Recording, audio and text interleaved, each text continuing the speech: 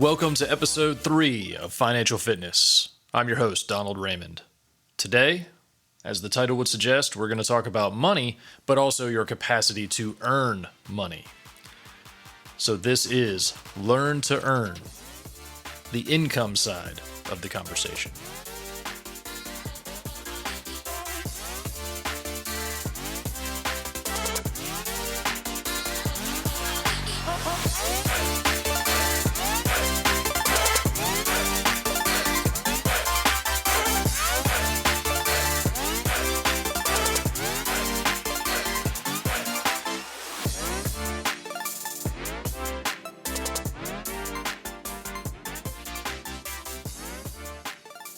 Okay, so what does that mean?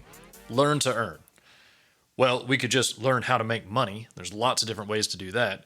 But more specifically, this came out of, as I'm sure this will be no surprise, a conversation with my son. We were not on our way to school this time.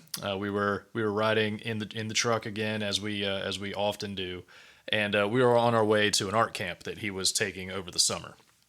And he had a lot of fun with that, and this one, really, it came out of nowhere, but it fit really nicely with one of the podcast shows that I had sort of outlined, and I wasn't really done with the show notes, and I wasn't sure how I was going to tie all these different thoughts together.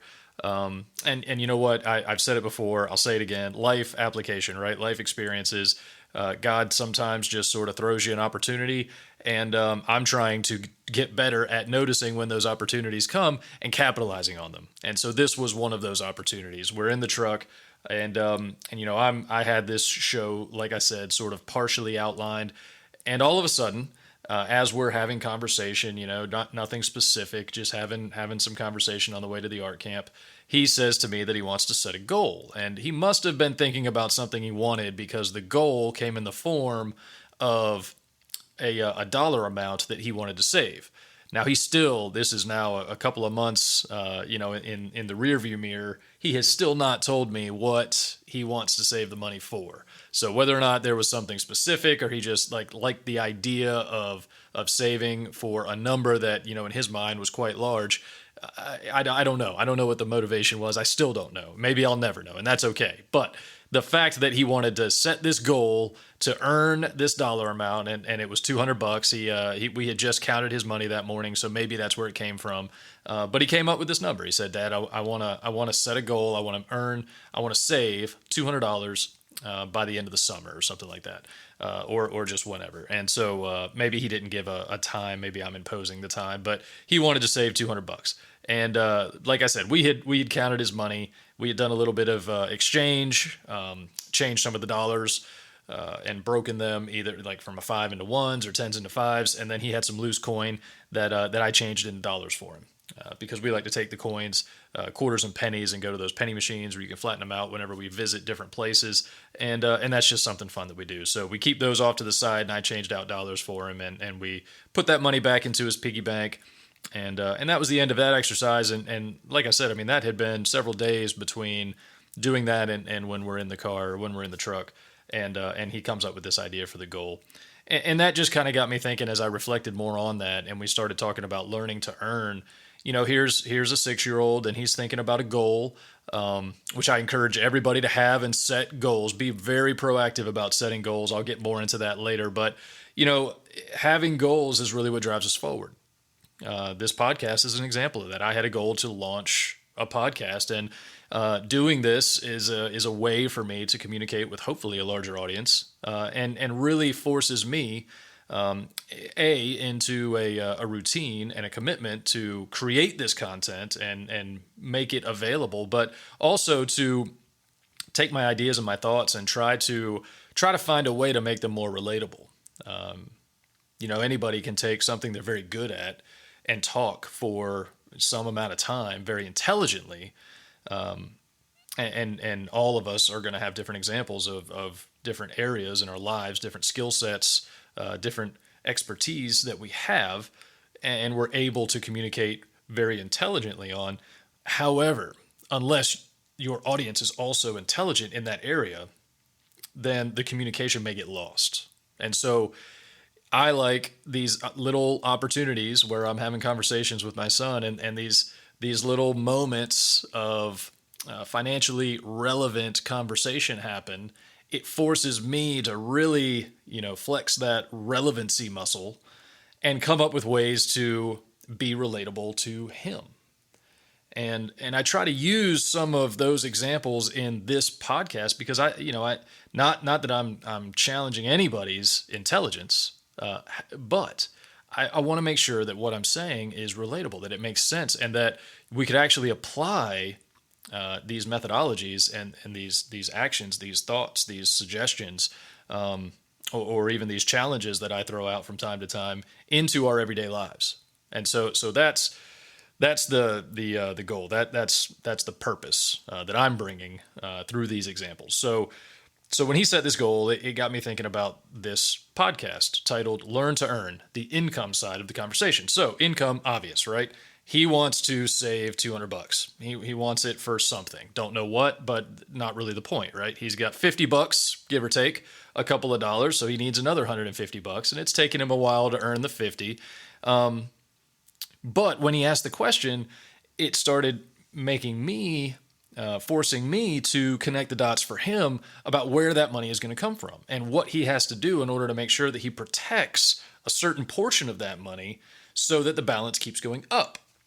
So we had some conversation, and we came up with some creative, little tools that we could make, projects we could do together at home with just construction paper, green and red, and make a little thermometer, for lack of a better example. It didn't look like a thermometer, but it was a tracker, right? And so as he raises more money, the red part of the tracker will come out, and it will move closer to the $200. So every time he puts money in, I'll try to estimate how far along that tracker he is, and we didn't put numbers on it. We just put dollar signs, but at the end it does say 200. So he's always going to be somewhere along this continuum of 0 or 50 in this case to 200. So he's working toward that goal.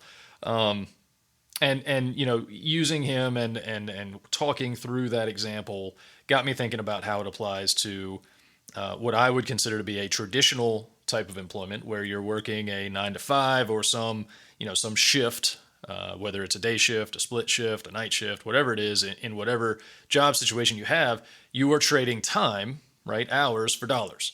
And hopefully you're getting the right amount of dollars, and not saying that people wouldn't be getting appropriate compensation, but you do want to know what your time is worth. And so in this case, when we looked at the income side of my son's situation, it came in the form of chores. And now we don't do an allowance, a traditional allowance where he just gets a certain amount of money every week. And I don't think we ever will. We went a different way, and we created a compensation model that is essentially, it's a commission model. And the reason that we did that was so that we could combine a couple of training or a couple of lessons along with the chores. And so while he never is going to just automatically get a certain amount of money at a certain time, he can essentially write his own income, his own value with respect to the chores that he does. And obviously, if it's a commission model, the more chores he does, the more money he will be paid. And so if he needs $200, he could go figure out how many chores equal $200 and go do those chores and get the $200 tomorrow. If he had the time and the patience and the motivation to go out and do that. And we all should have that kind of connection to the income side of our personal equation. And what I mean is, when you look at the hours that you're trading for dollars, look at it in the context of I need, or I have a goal of earning a certain amount. And there's lots of different ways that I could achieve that goal. But within the context of my current employment, can I achieve that goal? And this is an exercise in critical thought. So challenge yourself to look at your current income situation as it relates to your current employer or self-employment status or whatever that looks like for you. Challenge yourself to look at the income side of the conversation, the income side of the equation, and evaluate how much earning potential, how much income potential is there based on your ability to perform the work. I hope that made sense. I'll say it again. So, how much income potential is in your scenario compared to your ability to perform the work? So, the work has to equal the compensation that you want, and you have to have enough time and or skill to perform the work. Pretty simple concept, but do you even have the right income number in mind to meet your budget goals? And so this is where the goal comes into play, right? So have a goal, have it be realistic, tie it to a whole bunch of really practical things. I need to make a house payment. I need to make an education payment. Maybe you're paying tuition, right? And then we always look at the four walls, right? We're going to look at the housing, right, or the shelter. We're going to look at transportation, food, and clothing. And these are the necessities. Anything outside of that is a want, unless if we're talking about education, right? So we've moved beyond the four walls and now we're looking at education. Well, maybe we've got a plan for education and we have a known cost associated with the education. Maybe we've already decided that is a reasonable cost or a cost we're willing to pay, right? Because all of us have a different threshold for that, a different tolerance. And so you'll never hear me say that education should cost a certain amount, or a car should cost a certain amount. We all have different definitions for what that means, but we have to make appropriate decisions within the context of our income situation. Or we might have to change the income side of the conversation. So that's where this idea of learn to earn comes from. So tying this all together, I've said a lot of different things, but if we take this idea, we take all of these different variables that I've identified, and we package them up into this idea, this concept of learning to earn. You need to understand. We all need to understand what our skills are first, and what we're capable of performing as it relates to the ability to receive compensation for the work.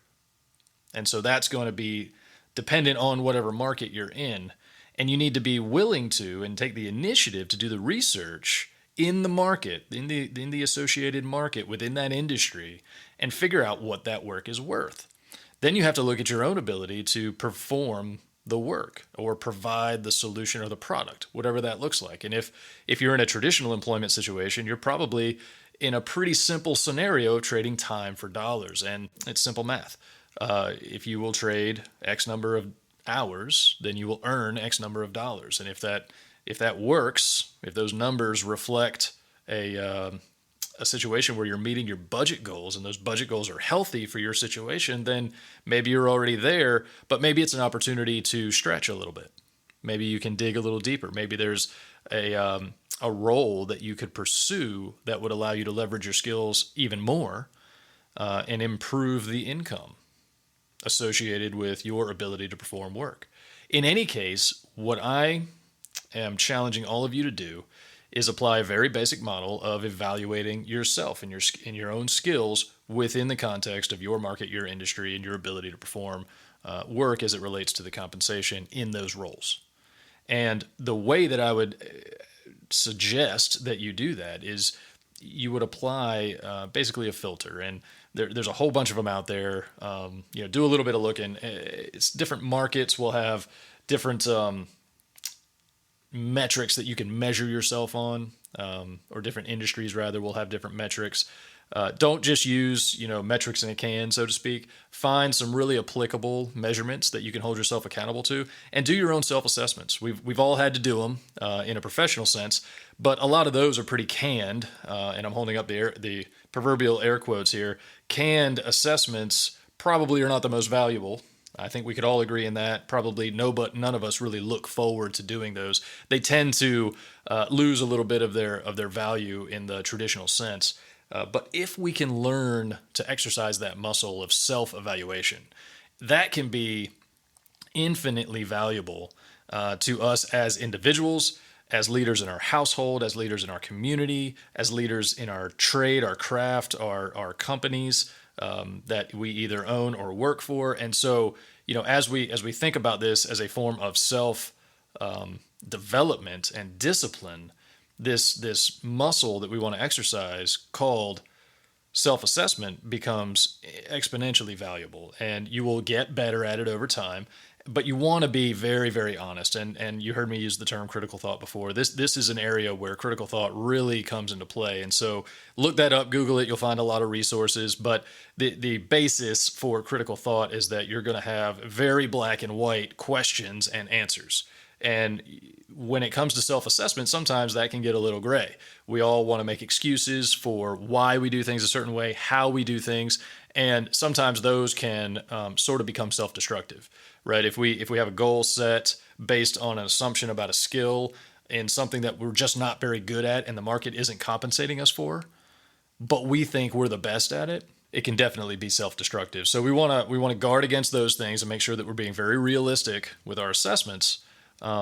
But do the assessments. The assessments themselves are extremely valuable. So find one that works for you, tweak it, modify it. None of these are gospel. None of these are written in stone. And every one of us has a different way of evaluating, and we will have different reactions to the way some of these assessment metrics are phrased or are designed. And so feel free, get creative, design your own, read a few, and then just make your own if you want to. I've done both over the years. I tend to gravitate toward a self-assessment, which came from a book I read several years ago. I believe it was Dale Carnegie was the author of this particular book, and he outlined 30 questions to ask yourself. And so these aren't predefined metrics. These are just questions. And so the metric can be whatever you decide to answer the question with, which I found very freeing in a sense. I could ask these questions and I could answer them. And I try to do this quickly because you're evaluating yourself. So you should have a pretty good handle on your own performance, so to speak. And so when you go through these 30 questions, answer them quickly, then go back later, give yourself some time away from it, go back later and read your responses. See if you want to make any adjustments to those responses. Were you fair to yourself with your responses? And when I say fair, I really mean critical. Did you answer these things honestly?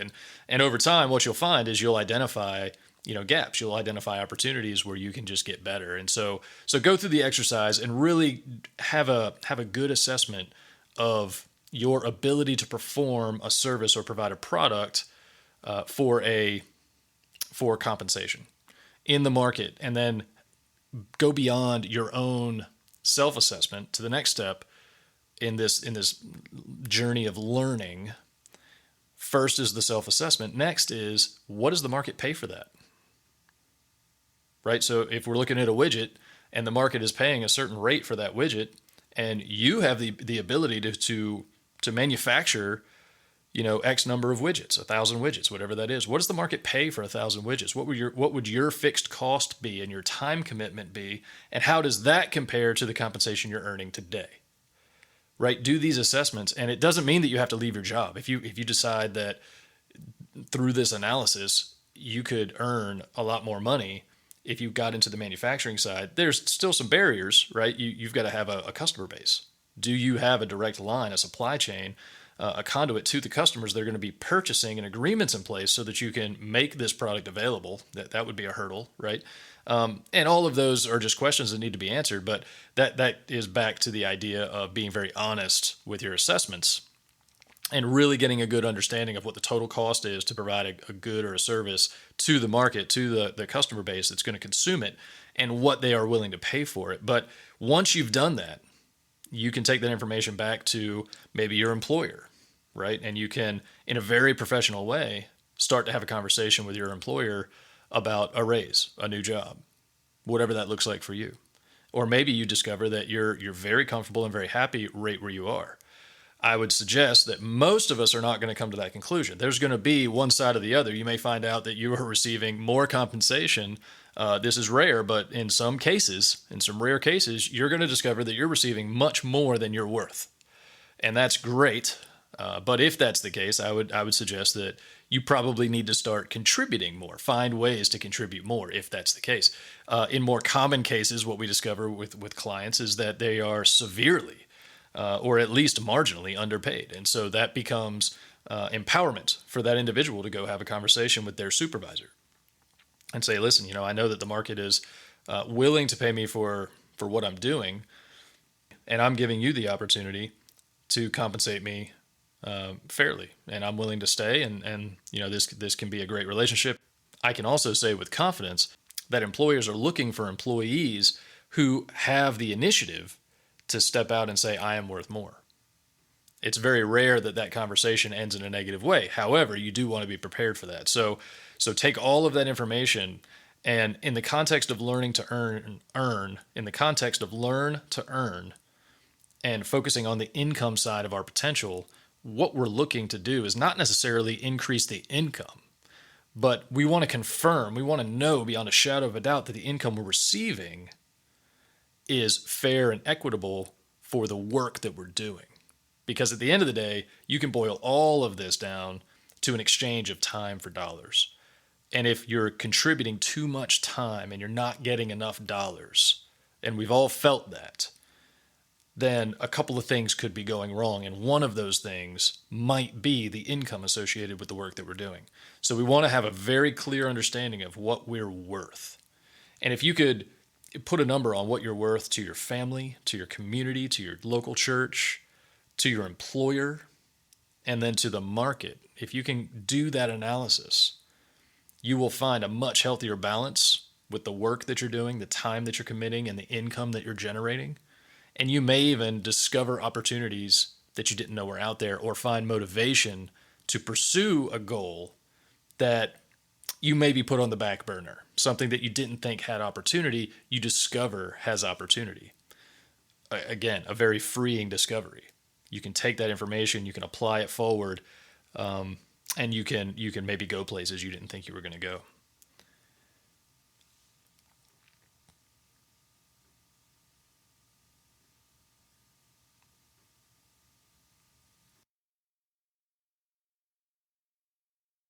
If you've made it this far, then you've heard me issue a challenge to all of you listening to this podcast.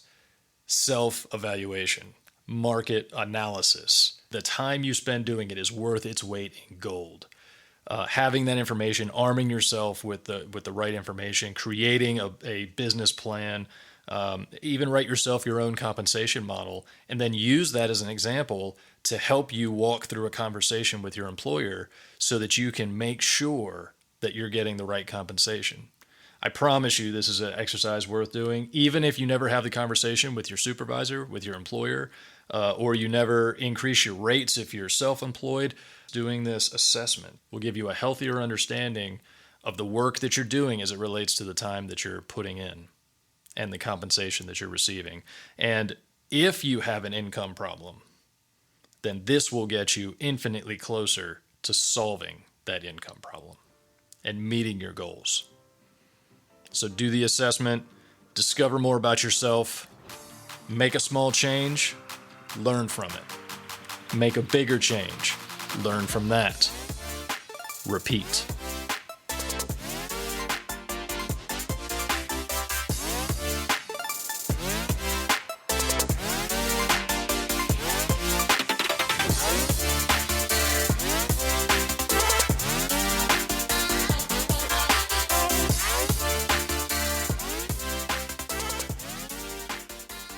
Okay, so full disclosure, this is probably the episode that so far I have had the most hesitation about publishing. This is one of those topics, it can be a little bit sensitive, but I wanted to cover it because I think there's a lot of value here, a lot of opportunity, and it's something that I struggled with early on, and in some ways I think I continue to struggle a little bit in the whole assessment of value, to the market that I serve, to my customers, and certainly it was something that in my professional life I struggled with in seasons. We all go through those seasons where we wonder if we're truly being compensated fairly, and maybe we need more or want more, and so we start thinking about ways to achieve that. And so this is just one of those topics that I found a lot of peace is the word that I'll use. So I found a lot of peace and a lot of satisfaction from going through that assessment exercise and identifying those areas where I could be honest with myself and say, this is an area that I need to improve on.